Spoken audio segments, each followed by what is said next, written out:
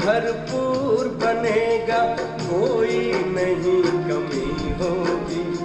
हीरों से आकाश भरा, मोती से भरी जमीन होगी। भारत फिर भरपूर बनेगा।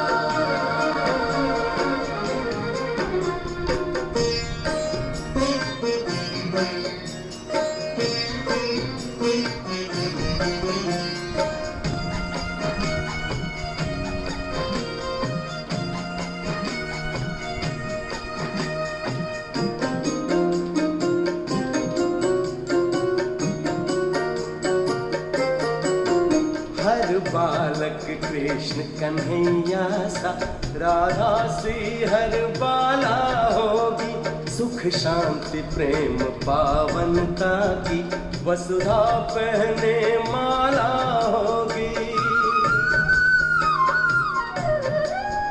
हर बालक कृष्ण कन्हैया सा, राधा सी हर बाला होगी। सुख शांति प्रेम पावनता की, वसुधा पहने माला होगी। नर होंगे श्री नारायण और नारी श्री लक्ष्मी होगी। नर होंगे श्री नारायण और नारी श्री लक्ष्मी होगी। हीरों से आकाश भरा, मोती से भरी जमीन होगी। कोई नहीं कमी होगी। भारत फिर भरपूर बनेगा।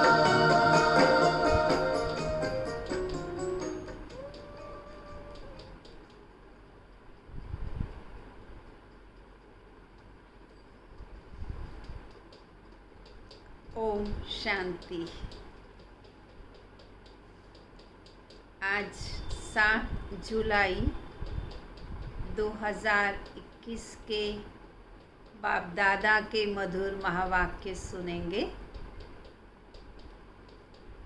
बाबा बता रहे हैं, यही भारत स्वर्ग था और यही भारत धीरे धीरे नर्क बन गया, परंतु फिर से बाप आए हैं इस भारत को स्वर्ग बनाने। शिव बाबा का इस धरा पर आना, उसे ही शिव जयंती व शिवरात्रि कहते हैं। तो शिव बाबा जब आते इस धरा पर, तब सहज राज्यों की शिक्षा देकर के मनुष्य से देवता बनने की पढ़ाई पढ़ाते हैं। और हम सभी बच्चे बहुत बहुत सौभाग्यशाली हैं कि सुप्रीम टीचर शिव बाबा की पढ़ाई को पढ़ रहे हैं। तब हर बालक श्री कृष्ण जैसा और हर बालिका श्री राधे जैसी बन जाएगी। तो ऐसा भारत, श्रेष्ठ भारत बनाने के निमित्त हम सभी बच्चों को बाबा के कार्य में सहयोगी बनना है। सहयोगी अर्थात सबसे पहला सहयोग स्वयं को पवित्र और योगी बनाना है। ये सबसे पहला और ज़रूरी कार्य है, सहयोग है, जो हम सभी ने बाबा को देना है। इसी पवित्रता के आधार से सारी सृष्टि में तत्वों सहित परिवर्तन आ जाएगा और भारत फिर से सरताज बन जाएगा। तो सभी का सहयोग चाहिए बाबा को, उसमें माताओं का भी सहयोग चाहिए, भाइयों का भी चाहिए, सबका चाहिए। तो हम सभी मिल कर के भारत को स्वर्ग बनाएंगे। तो बाबा आज कह रहे हैं बच्चों को, मीठे बच्चे, तुम यहाँ आए हो अपने सहित सारी दुनिया की काया कल्पत्रु बनाने, अपनी भी और सारी दुनिया की भी काया को कंचन बनाने, पवित्र बनाने। याद से ही काया कल्पत्रु होगी, कल्प वृक्ष समान मजबूत लंबी आयु वाले बन जाएंगे। प्रश्न है, नरकवासी से स्वर्गवासी बनने की विधि कौन सी है? अभी तुम बच्चों को जीवदान मिलता है कैसे?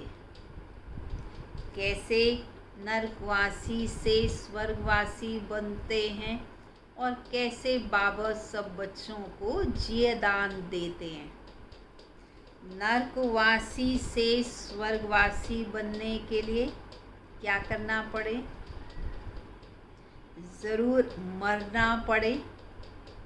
कलयुगी दुनिया की इच्छाओं को समाप्त करना ही मरना है। अभी तुमको जीवदान मिलता है। बाबा कहते मैं आया हूँ तुमको साथ ले जाने, इस देह को खत्म कराए, बाकी आत्माओं को ले जाऊंगा। शरीर तो विनाशी है, यहीं जन्म लिया और शरीर त्यागना भी यही है, परंतु बाबा हम आत्माओं को वापस साथ ले जाएंगे। यही सच्चा जीवदान है। बाबा के साथ पवित्र बन के जाना, गौरव से जाना, ये जीवदान है। इसके लिए ही ये महाभारत लड़ाई है, इसके लिए ही विनाश भी होगा। फिर आत्माएं पावन बन वापिस घर चली जाएंगी, फिर स्वर्ग में आएंगी। पहले बाबा के साथ घर जाएंगे, फिर स्वर्ग में आएंगे। गीत है, माताओ माता तुम जग की भाग्य विधाता। कल भी बाबा ने माताओं का आह्वान किया और आज भी माताओं को भाग्य विधाता कहा। ओम शांति। मीठे मीठे रूहानी बच्चों ने गीत की लाइन सुनी। ठीक है, सभी ने सुनी गीत की लाइन। जगदम्बा की महिमा सुनी। जगदम्बा या भारत में ही गाई जाती हैं। जगदम्बा है तो ज़रूर जगत पिता भी होंगे। जगदम्बा सरस्वती को कहते हैं। वास्तव में उनका नाम तो एक ही होना चाहिए। तुम्हारा भी नाम एक ही है, दो तीन तो नहीं है। अब जगदम्बा को बरोबर साकार में शरीरधारी दिखाते हैं। फिर जगत पिता जिनको प्रजापिता ब्रह्मा कहते हैं। जगत माता जगत अम्बा जिन्हें मातेश्वरी सरस्वती कहा जाता है, जो विद्या की देवी कहलाती हैं। बाबा जिनको प्रजापिता ब्रह्मा कहा जाता है, तो जैसे सारे जगत की अम्बा है, वैसे सारे जगत का पिता प्रजापिता है। तो ज़रूर दोनों यहाँ ही चाहिए। जब सृष्टि यहाँ है, बच्चे यहाँ हैं, उतार चढ़ाव यहाँ है, तो माता पिता भी ज़रूर यहाँ ही चाहिए।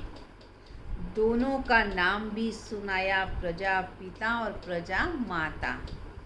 अब दूसरा जगत पिता कहा जाता है निराकार शिव बाबा को, जो कि सबके पिता हैं। सब आत्माओं के पिता, पूरे जगत के पिता तो एक निराकार शिव बाबा हैं, जिनको गॉड फादर कहते हैं।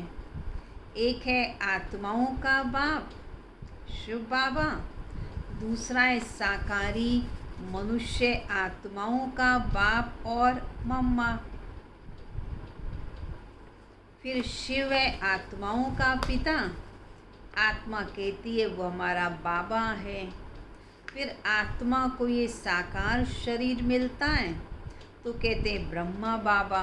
तो दो पिता हो गए, एक निराकारी आत्माओं का पिता शिव बाबा और एक जगत पिता ब्रह्मा बाबा। एक निराकार पिता और एक साकारी पिता। निराकार पिता को कहते हैं पतित पावन, पतित पावन सद्गति दाता। ब्रह्मा सरस्वती को पतित पावन नहीं कहा जाता, पतित पावन तो एक ही है। सब पुकारते हैं, क्या कहते हैं? सभी पुकारते वक्त पतित पावन आओ, तो खुद ही सिद्ध करते हैं कि हमारे दो पिता हैं। शिव बाबा रचिता, नई दुनिया रचते हैं तो पहले ब्रह्मा को ज़रूर रचना है। विष्णु और शंकर को कभी प्रजापिता नहीं कहते हैं, ब्रह्मा को ही प्रजापिता कहते हैं। तो शिव बाबा प्रजापिता ब्रह्मा द्वारा एडॉप्ट करते हैं। कहते हैं बच्चे क्या कहते हैं कि हम शिव बाबा के बच्चे हैं। शिव बाबा ने इसमें प्रवेश कर हमें एडॉप्ट किया है। वही आत्माओं को पावन बनाते हैं। आत्मा ही पतित बनी और आत्मा को ही पावन बनना है। इस कारण जब आत्मा पतित बन गई तो शरीर भी पतित मिलता है। सोने में चांदी, तांबे, लोहे की खाद डालते हैं तो मिलावट वाला सोना हो जाता है। तो जैसा सोना वैसा जेवर बनता है। सोने में मिलावट है तो जेवर भी मिलावटी सोने का होता है, उसमें कैरेट कम हो जाते हैं। वैसे ही आत्मा पतित बनती है तो शरीर भी रोगी मिलता है, और आत्मा पावन बन जाती है तो शरीर भी निरोगी कंचन देवताओं वाला मिलता है। तो बाबा कहते आत्मा में खाद पड़ती है। वास्तव में तो आत्मा पवित्र मुक्ति धाम में रहने वाली है, जहाँ शिव बाबा भी रहते हैं। अब शिव बाबा प्रजापिता ब्रह्मा एक को बाप और दूसरे को दादा कहेंगे। वास्तव में दोनों ही बाप भी हैं और दोनों ही दादा भी हैं, पर दोनों का मीनिंग अलग अलग हो जाता है। अब ब्रह्मा बाबा हमारा बाप है तो ब्रह्मा बाबा के पिता शिव बाबा वो हमारे दादा हो गए, और दादा की जायदाद लेने पर हम पोते पोतियों का हक हो गया। और अगर शिव बाबा को पिता कहते हैं, ब्रह्मा बाबा को बड़े भाई होने के नाते दादा कहते हैं, तब कभी कभी शिव बाबा कहते हैं ये ब्रह्मा भी तो तुम्हारे जैसा पुरुषार्थी है, तब हमारा बड़ा भाई दादा है। पर बड़े भाई में बड़ी समझ है, तो दोनों ही बाप भी हैं और दादा भी हैं। यह तो तुम बच्चे जानते हो।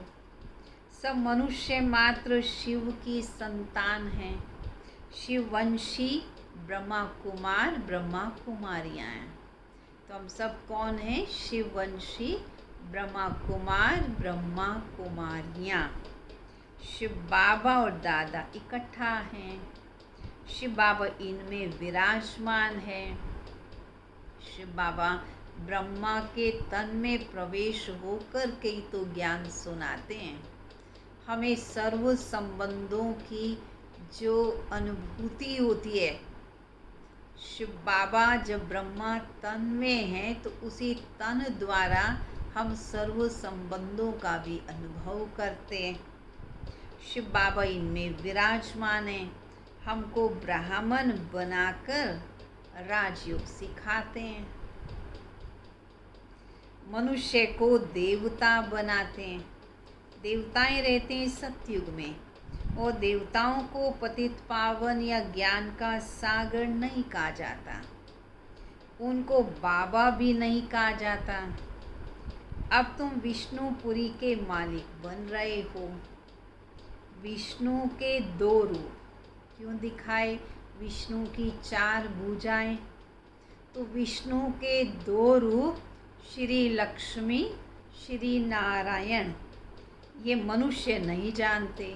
दुनिया में किसी को मालूम नहीं है कि ये विष्णु चतुर्भुज लक्ष्मी नारायण का कंबाइंड रूप है, ये मालूम नहीं है। तो जो भक्ति करते हैं उनके 2 बाप ज़रूर हैं। भक्ति करते हैं तो लौकिक पिता के होते भी उस पारलौकिक परमात्मा को पुकारते हैं, याद करते हैं। तो बाबा ये बताना चाह रहे हैं कि सतयुग में तुम्हारा एक ही पिता होता है, केवल शारीरिक पिता। वहाँ ना तो ब्रह्मा बाबा को जानते हैं, ना शिव बाबा को याद करने की ज़रूरत होती है। भक्ति मार्ग में 2 पिता हो जाते हैं, एक लौकिक और एक पारलौकिक। और संगम युग पर होते हैं हमारे 3 पिता। यहाँ पर ब्रह्मा बाबा अलौकिक पिता, भाग्य विधाता, वो भी हमारे साथ में होते हैं। इसीलिए हम ब्रह्मा कुमार, ब्रह्मा कुमारी भी कहलाते हैं। तो परम पिता परमात्मा है दुख हरता, सुख करता। वहाँ तो सतयुग में तो देवी देवताओं का राज्य था। वे कभी हे गॉड फादर या हे लिबरेटर ऐसे नहीं कहते थे, क्योंकि वहाँ कोई दुख ही नहीं था। वहाँ कोई पतित दुखी होते ही नहीं जो पतित पावन को बुलाएं। तुम जानते हो, क्या जानते हो? भारत आज से 5000 वर्ष पहले देवी देवताओं का भारत में राज्य था। फिर पीछे 1250 वर्ष के बाद फिर राम सीता का राज्य हुआ। तो बाप सिद्ध करके बताते हैं, सतयुग त्रेता में तुमने 21 जन्म लिए। संगम युग पर तुम ब्राह्मण, सतयुग त्रेता में देवता और क्षत्रिय, फिर वैश्य, फिर शूद्र, सब भारत में ही बनते हैं। बाप आकर पुरानी दुनिया को नया बनाते हैं, काया कल्पत्रु बनाते हैं। संगम युग पर ही बाबा आकर काया कल्पत्रु करते हैं, अमर बना देते हैं। तुम बच्चों को बाप आकर अमर लोक का मालिक बनाते हैं। जब भारत अमर लोक था तो देवताओं का राज्य था। फिर सीढ़ी उतरते उतरते मृत्यु लोक में आकर के पहुँचे हो। कहते भी है ना, हमारा भारत। तो हमारा भारत ही स्वर्ग था और हमारा भारत ही नरक बन गया। अर्थात हम ही स्वर्गवासी थे और हम ही नरकवासी बन गए। अब तुम बच्चे फिर पुरुषार्थ कर रहे हो। फिर किस बात का पुरुषार्थ कर रहे हैं? फिर से मनुष्य से देवता बनने का। तुम भी स्वर्गवासी थे, फिर 84 जन्म भोग नरकवासी बने हो। या भारत में शिव बाबा जन्म लेते हैं, इसलिए कौन सा त्योहार मनाते? इसलिए शिव जयंती व शिवरात्रि मनाते हैं। कृष्ण जयंती भी मनाते हैं। श्री कृष्ण का तो जन्म होता है तो उसकी वेला भी बताते हैं, किस सेकंड पैदा हुआ। कहेंगे माता के गर्भ से जन्म हुआ। सतयुग में जन्म तो ज़रूर माता के गर्भ से ही होता है, परंतु उस समय गर्भ महल कहलाता है, क्योंकि पवित्रता से गर्भ महल बनता है, संकल्प से गर्भ महल बनता है। इस समय कलयुग में तो विकारों द्वारा उत्पत्ति है, इसलिए इसे गर्भ जेल कहते हैं। कृष्ण जयंती होती है सतयुग नई दुनिया में, फिर पुनर्जन्म में आना पड़े। बाबा सिर्फ एक की बात नहीं करते हैं। ऐसा नहीं केवल श्री कृष्ण का ही जन्म होता है, परंतु पूरे घराने का ही जन्म होता है। हाँ, सबसे पहली पवित्र रचना श्री कृष्ण है। कृष्णपुरी ही सो विष्णुपुरी बनती है। राजाएं उतरते तो राजाओं के अंदर यदि गिरावट आती है तो प्रजा में भी आती है। राजा वाली आत्मा पुनर्जन्म के चक्र में आती है तो प्रजा भी पुनर्जन्म के चक्र में आते हैं। अब उसमें राजा रानी प्रजा सब आ जाते हैं। जब चंद्रवंशी का राज्य होता है तो सूर्यवंशियों का राज्य पास्ट हो जाता है। चंद्रवंशी जब मंच पे आ गए, स्टेज पर आ गए, तो सूर्यवंशियों का इतिहास केवल रह गया, या सूर्यवंशी थे, परंतु प्रैक्टिकल में राज्य चंद्रवंशियों का हो गया। ट्रांसफ़र होकर चंद्रवंशियों को राज्य मिलता है, फिर वैश्य वंशियों को मिलता है। अब तुम समझते हो, क्या समझते हो? अब तुम सतयुग से त्रेता में आए, द्वापर में आए, पर अब कहाँ? अब तुम ब्राह्मण कुल के हो, तुम चोटी हो, सबसे उत्तम हो। हम पहले ब्राह्मण थे, फिर शूद्र अथवा पैर बने, पुनर्जन्म लिया तो फिर शूद्र बन गए, और पैर से एकदम फिर चोटी बनते हैं, फिर ऊपर जाते हैं। पहले शिव बाबा, फिर है चोटी। बाबा ने तुमको ब्राह्मण बनाया है। अब तुम शिव बाबा को बाबा बाबा कहते हो। इस हिसाब से तुम पोते पोत्रियां हो गए। तुम जानते हो कि हम सब ब्रह्मा की संतान हैं। हम हैं ब्राह्मण ब्राह्मणियाँ। एक बाप के हम सब बच्चे हैं, भाई बहनें हैं, तो कभी अपवित्र दृष्टि हो नहीं सकती। भाई बहन की आपस में हमेशा पवित्र दृष्टि रहती है। भले मिलजुल करके सब कार्य करते हैं, एक साथ करते हैं, परंतु दृष्टि कभी भी अपवित्र नहीं होती है। तो बाबा कहते तुम ब्राह्मण एक ईश्वरीय परिवार में आए हो, तो तुम सब आपस में भाई बहनें हो, तो तुम्हारी आपस में कभी भी अपवित्र दृष्टि नहीं होनी चाहिए।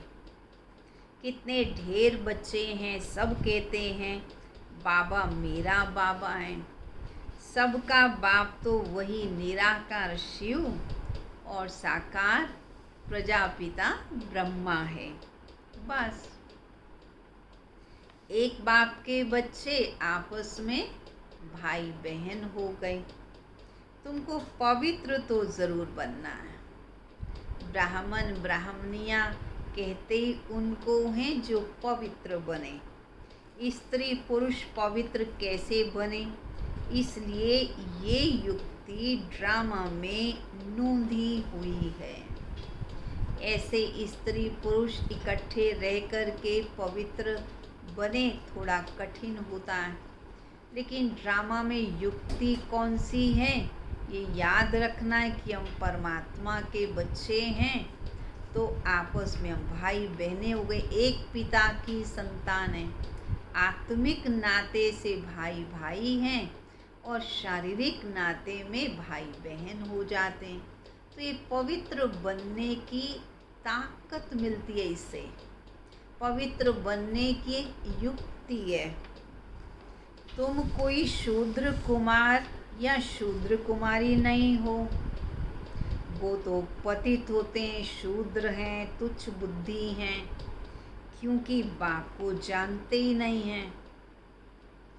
कहते हैं ओ गॉड फादर, शब्द कहते हैं, परंतु गॉड फादर को जानते नहीं, उनकी ऑक्यूपेशन को भी नहीं जानते, नाम रूप देश काल कुछ भी उनको पता नहीं है। केवल शब्द कहते रहते हैं हे भगवान हे भगवान, उनकी जीवन कहानी को जानते नहीं, इसलिए उन्हें कहेंगे नास्तिक। भले भगवान नाम कहते हैं परंतु उनको जानते नहीं, इसलिए हो गए नास्तिक। रचिता और रचना के आदि मध्यंत को जानते ही नहीं, ये है पतित दुनिया। सतयुग पावन दुनिया और कलयुग को पतित दुनिया कहा जाता है। इस समय बिल्कुल ही तमो प्रधान है, इसलिए इसको रौरव नर्क कहा जाता है। इसकी भी स्टेजेस हैं, नर्क की या तमो प्रधानता की भी स्टेजेस हैं। द्वापर से नर्क बनना शुरू होता है, फिर वृद्धि को पाता है, और जब अति हो जाती है तो उसको बोलते हैं रौरव नर्क, तमो प्रधान दुनिया। भक्ति भी पहले सतो प्रधान, अब वे बिचारी थी। भक्ति करते थे तो एक शिव की करते थे, उसमें संपूर्ण आस्था होती थी, विश्वास होता था। पर धीरे धीरे भक्ति व्यभिचारी हो गई, अनेकों में बुद्धि भटकने लगी, अनेक प्रकार के संशय आने लगे, तो स्टेजेस अलग अलग हो गई ना भक्ति की। भले भक्ति तो द्वापर के आरंभ में ही हो गई, परंतु शुरू में जो भक्ति थी वो सतो प्रधान थी, और धीरे धीरे भक्ति भी नाम मात्र या दिखावे की ही रह गई। तुमने देखा होगा जहाँ 3 रास्ते मिलते हैं, जिसको टिवाटा कहते हैं, वहाँ पर भी जाकर के लोग तेल आदि चढ़ा देते हैं, माथा झुकाते हैं।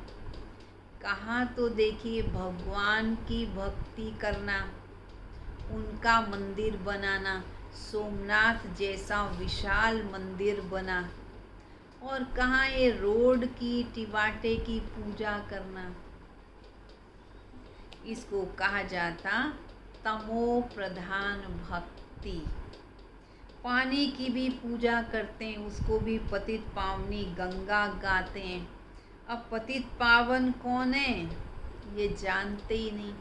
पानी तो पावन बना नहीं सकता है, पानी की गंगा कैसे पतित पावनी हो सकती है? वह तो पानी तत्व है ना। पतित पावन तो एक बाप है। शिव जयंती भी भारत में ही होती है, तो ज़रूर शिव बाबा भारत में ही आते हैं और आकर के पतितों को पावन देवता बनाते हैं। ब्रह्मा तन में आकर मनुष्यों को देवता बनाते हैं। यहाँ तुम आते ही हो, इसलिए आते ही हो पतित से पावन बनने, मनुष्य से देवता बनने। जैसे तुम्हारी 2 भुजाएं, वैसे उनकी भी 2 भुजाएं। ऐसे 4-8 भुजा वाला तो कोई व्यक्ति होता ही नहीं। ये अलंकार दे दिए हैं।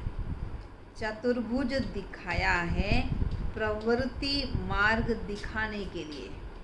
क्यों विष्णु की 4 भुजाएं दिखा दी? कि ये बताया कि गृहस्थी की गाड़ी हमेशा स्त्री पुरुष दोनों पहियों से ही चलती है। तो दोनों की दो दो भुजाएं, इसलिए विष्णु की 4 भुजाएं दिखा दी हैं। ये प्रवृत्ति मार्ग दिखाया गया है। विष्णुपुरी लक्ष्मी नारायण की पुरी को कहते हैं। वैष्णव वहाँ होते हैं। वैष्णव अक्षर भी विष्णु से निकला है। यहाँ पर बहुत सारे लोग अपने को वैष्णव कहलाते हैं।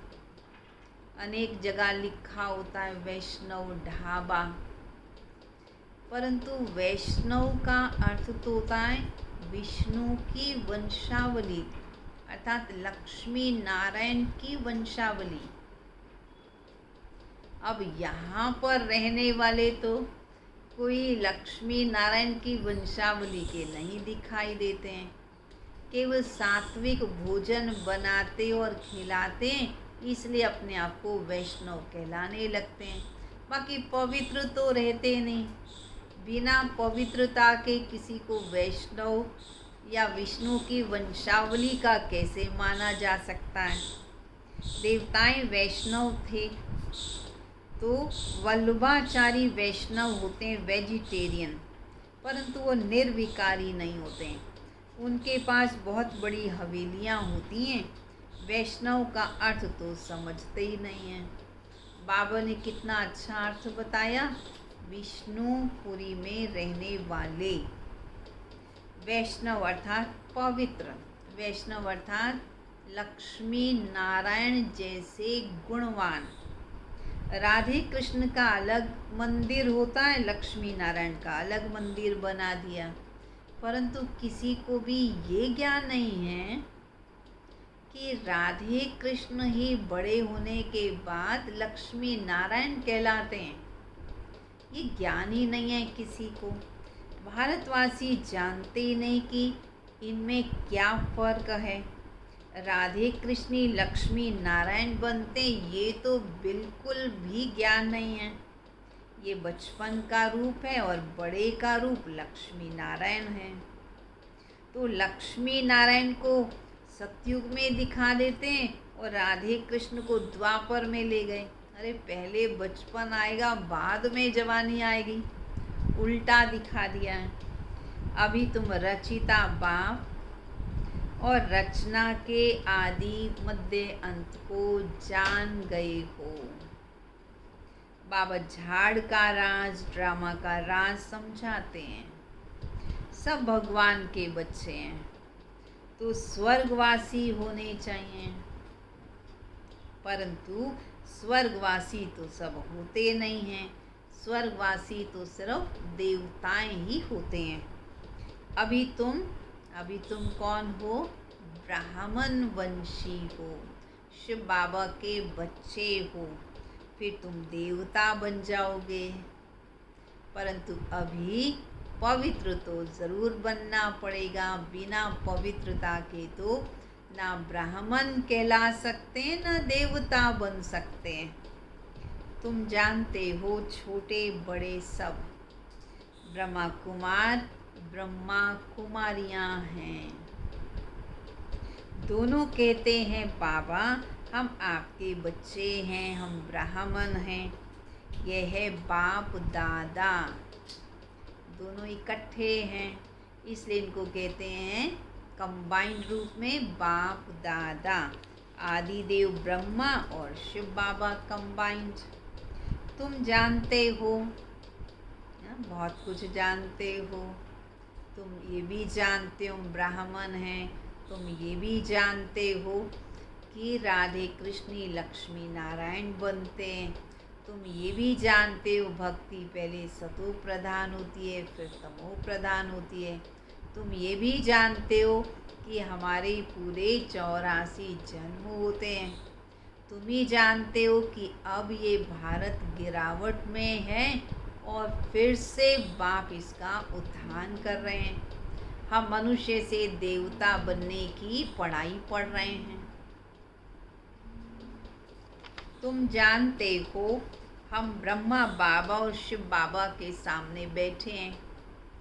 बाप कहते मुझे याद करो तो पति से पावन बन जाएंगे। हम वर्षा शिव बाबा से लेते हैं। शिव बाबा हमारा बाप भी है, पतित पावन भी है और सतगुरु भी है। अब यह है संगम युग। पति से पावन बनने का मेला यहाँ लगता है, अर्थात आत्मा और परमात्मा का मिलन यहाँ होता है। और परमात्मा से जब मिलन हो जाता है तो आत्मा में पवित्रता की ताकत आ जाती है। ज्ञान सागर और तुम आत्माओं का मिलन मेला संगम पर होता है। तुम आए हो कहाँ पर? ज्ञान सागर के पास। ज्ञान गंगाएं तुम ज्ञान सागर से निकली हो। तुम ज्ञान स्नान कराए सबको पावन बनाते हो, सबको योग सिखाते हो, सागर का परिचय सबको देते हो। तुम यहाँ लेकर के आए हो औरों को सागर से मिलाने के लिए। इस समय तुम जब ब्राह्मण बनते हो तो तुम्हारे 3 बाप हैं। लौकिक पिता भी है, प्रजापिता भी है, फिर शिव बाबा भी है। और भक्ति मार्ग में 2 पिता होते हैं और सतयुग में एक ही पिता होगा। ये सब समझने की बातें हैं। ठीक है, समझ में आ रहा है ना? तो अभी बहुत गर्व का अनुभव करना चाहिए, अपने सौभाग्य को समझना चाहिए, उसको समझ करके उसी ईश्वरीय नशे में रहना कि हमारे तो 3 पिता हैं और तीनों पिता की जायदाद के हम मालिक हैं। कम बात नहीं है। अभी तुम्हारी आत्मा कहती है मेरा तो एक शिव बाबा, दूसरा ना कोई। मित्र संबंधी आदि होते हुए भी कहते मेरा तो एक शिव बाबा। उनकी याद से पति से पावन बनना है। आत्मा जानती है वो हमारा बाप भी है, टीचर भी है और सतगुरु भी है। हमारी आत्मा को बाप लेने आए हैं। ब्रह्मा तन में प्रवेश कर पावन बनाते, तुमको ले जाने के लिए बाप आए हैं। नरकवासी से स्वर्गवासी तुम्हें ही बनना है। तो तुम्हारी इस देह को खत्म कराए बाकी आत्माओं को ले जाऊंगा। शरीर तो यहीं खत्म हो जाएंगे। बाबा कहते मैं तुमको जियादान देता हूँ। तो इस पुरानी दुनिया का विनाश तो ज़रूर होगा ही, नहीं तो कैसे ले जाऊंगा सबको। आत्माओं को पवित्र बनाए घर ले जाता हूँ, वह तो शांति धाम है। सतयुग आएगा तो कलयुग ज़रूर विनाश होगा और उसके लिए ज़रूर महाभारत लड़ाई, वो तो पहले से ही मशहूर है। माना इस पुरानी दुनिया के विनाश में सारी पुरानी दुनिया की आहुति पड़ेगी। महाभारत युद्ध तो होगा ही। तो अभी तुम संगम युग पर हो, मनुष्य से देवता बन रहे हो। हमेशा ईश्वरीय नशे में रहें कि हम मनुष्य से देवता बनने की पढ़ाई पढ़ते हैं।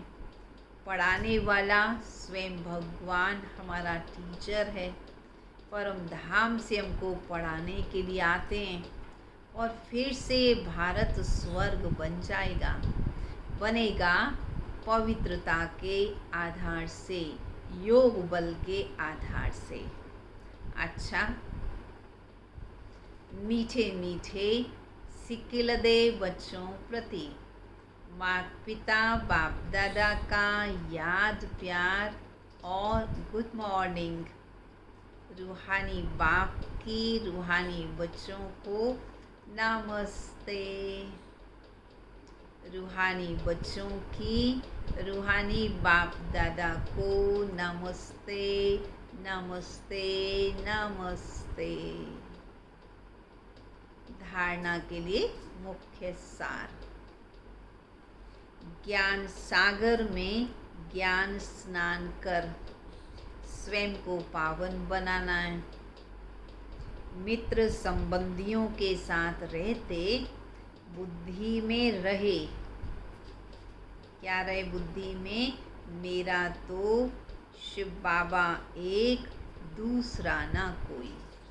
भले मित्र संबंधियों के साथ रहें, निभाना तो उनके साथ है, परंतु बुद्धि में पक्का हो मेरा तो एक शिव बाबा, दूसरा ना कोई। दूसरा, विष्णुपुरी में चलने के लिए पक्का वैष्णव अर्थात पवित्र बनना है। नरक से जीते जी मरकर बुद्धि योग स्वर्ग में लगाना है। वरदान, धर्म और कर्म दोनों का ठीक बैलेंस रखने वाले दिव्य व श्रेष्ठ बुद्धिवान भव। धर्म और कर्म दोनों का बैलेंस। कर्म तो करना है, परंतु धारणाओं को कभी भी कम नहीं करना। जैसे ब्रह्मा बाबा ने जिम्मेवारी का पालन किया, परंतु अपने धर्म में हमेशा पक्के रहे। भले लोगों ने कुछ भी कहा, लेकिन बाबा ने कहा कि मैं तुम्हारे कारण अपने धर्म को थोड़ी बदल दूंगा। तो ऐसी दृढ़ता चाहिए। कर्म करते समय धर्म अर्थात धारणा भी संपूर्ण हो। तो धर्म और कर्म दोनों का बैलेंस ठीक होने से प्रभाव बढ़ेगा। ऐसे नहीं जब कर्म समाप्त हो तब धारणा स्मृति में आए। कभी कभी क्या होता है, कार्य पूरा हो जाता है और बाद में याद आता मेरा धर्म तो ये था। कोई कार्य करना है, सामने वाले ने जोश में बोला और जवाब भी जोश में दे दिया, क्रोध में दे दिया, अपशब्दों में दे दिया, और बाद में याद आया कि मेरा धर्म तो शांति है। अब जो कर्म गलत हो गया, गलत विधि से हो गया, उसका दंड तो फिर भोगना ही पड़ेगा। इसलिए बाबा कहते दोनों का हमेशा बैलेंस रखो। बुद्धि में दोनों बातों का बैलेंस ठीक हो तब कहेंगे श्रेष्ठ व दिव्य बुद्धिवान। नहीं तो साधारण बुद्धि, कर्म भी साधारण, धारणाएं भी साधारण। तो साधारणता में समानता नहीं लानी है, लेकिन श्रेष्ठता में समानता हो। समानता किस में लानी है? श्रेष्ठता में बाप समान बनना है। जैसे कर्म श्रेष्ठ, वैसे धारणा भी श्रेष्ठ हो। स्लोगन, अपने मन बुद्धि को अनुभव की सीट पर सेट कर दो। अनुभव की सीट पर सेट कर दो तो कभी भी अपसेट नहीं होंगे। हर परिस्थिति हमें कुछ सिखाती है, कुछ अनुभव कराती है, अनुभवी बनाती है। तो अनुभव की सीट पर सेट हो जाएं तो कभी भी अपसेट नहीं होंगे। अच्छा, ओम शांति। बड़े प्यार से बाबा को याद करेंगे, बाबा का शुक्रिया करेंगे, बुद्धि को पवित्र बनाएंगे।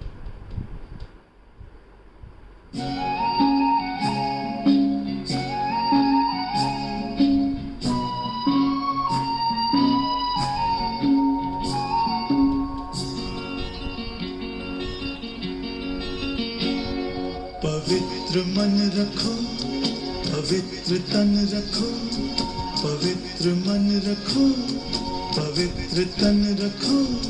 पवित्रता मनुष्यता की शान है। जो मन वचन कर्म से पवित्र है, वो चरित्रवान ही यहाँ महान है।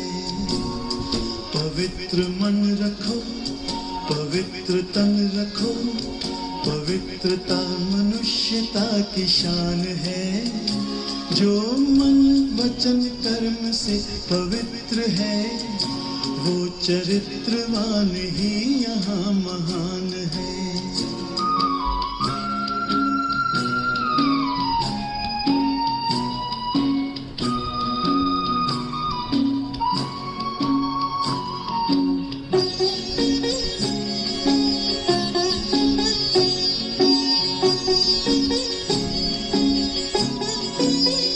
बड़ा ही मूल्यवान है तुम्हारा ये जन्म, तुम्हारा ये जन्म। बड़ा ही मूल्यवान है तुम्हारा ये जन्म, तुम्हारा ये जन्म। जगत की कर्म भूमि में करो भले कर्म, करो भले कर्म। अच्छे रखो विचार, उत्तम करो व्यवहार। अच्छे रखो विचार, उत्तम करो व्यवहार। आदर्श व्यक्ति की ये पहचान है, जो मन वचन कर्म से पवित्र है, वो चरित्रवान ही यहाँ महान है। पवित्र मन रखो, पवित्र तन रखो।